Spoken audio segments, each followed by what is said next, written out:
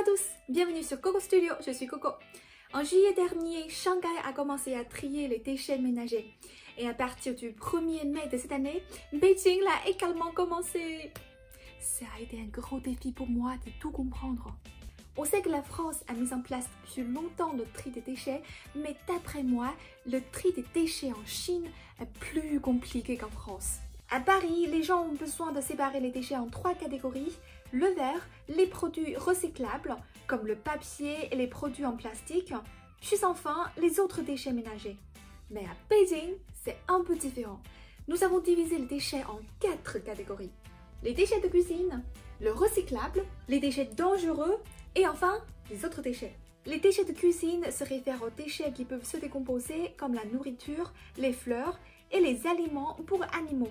Par contre, les os ne sont pas facilement à dégrader, donc ne sont pas des déchets de cuisine, mais des déchets de la 4e catégorie.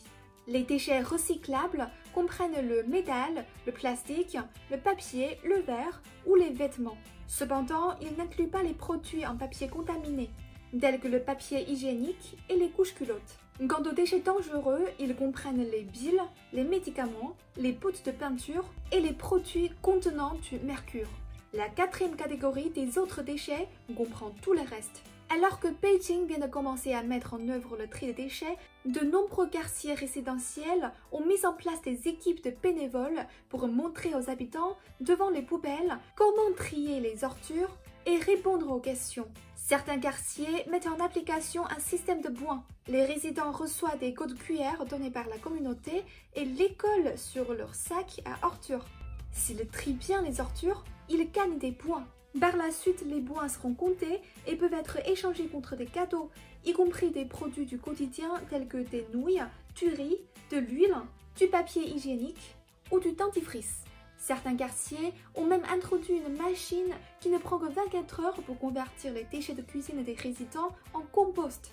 Bien que cette machine ne puisse pas transformer tous les déchets de cuisine, elle permet aux habitants de découvrir les avantages du tri sélectif. Il existe également des sites internet qui vous enseignent comment trier les ordures, ainsi qu'une application mobile qui peut indiquer aux gens dans quelle poubelle ils doivent mettre leurs ordures par le biais de textes, de voix et de photos. C'est tellement pratique.